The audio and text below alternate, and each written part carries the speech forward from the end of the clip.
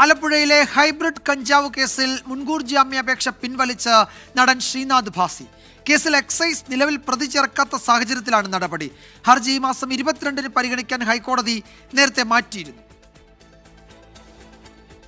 Alappuzha hybrid കഞ്ചാവ് കേസിൽ excise നടപടികൾ കടുപ്പിക്കവെയാണ് മുൻകൂർ ജാമ്യാപേക്ഷയുമായി ശ്രീനാഥ് ഭാസി ഹൈക്കോടതിയെ സമീപിച്ചത്.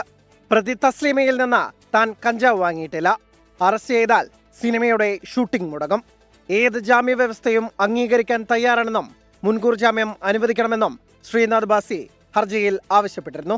എന്നാൽ കേസിൽ ശ്രീനാഥ് ഭാസി നിലവിൽ പ്രതിയല്ലെന്ന് എക്സൈസ് ഹൈക്കോടതിയിൽ നിലപാട് അറിയിച്ചു.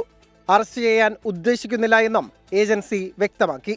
തുടർന്നാണ് ശ്രീനാഥ് ഭാസിയുടെ അഭിഭാഷകൻ ഹർജി പിൻവലിക്കുന്നതായി കോടതിയെ അറിയിച്ചത്. ഇക്കഴിഞ്ഞ ഏപ്രിൽ 1-നാണ് തസ്ലീമ സുൽത്താനയെ 2 കോടി രൂപയുടെ ഹൈബ്രിഡ് കഞ്ചാവുമായി അറസ്റ്റ് ചെയ്തത്.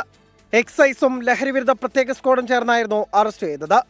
ചോദ്യം ചെയ്യലിൽ ശ്രീനാഥ് ഭാസി, ഷൈൻ ടോം ചാക്കോ എന്നിവർക്കെതിരെ തസ്ലീമ മൊഴി നൽകിയിരുന്നു. മിക്ക സിനിമാ താരങ്ങളും ലഹരി ഉപയോഗിക്കുന്നവരെന്നും മൊഴിയിലുണ്ടായിരുന്നു. 24 കൊച്ചി.